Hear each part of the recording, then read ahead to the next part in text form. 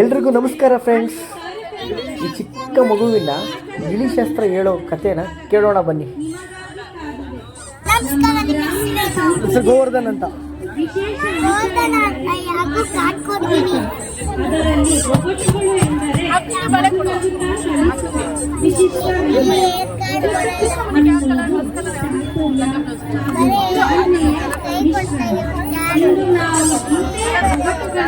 ಇದೇ ಒಗಟುಗಳ ಮೂಲಕ ಹಳ್ಳಿ ಸೊಬಗಿಗೆ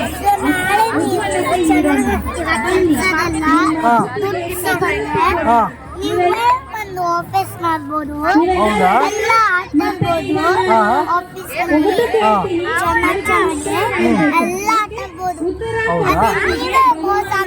ಹೌದಾ? ಬಾಯ್, ಥ್ಯಾಂಕ್ ಯು. ಎಷ್ಟು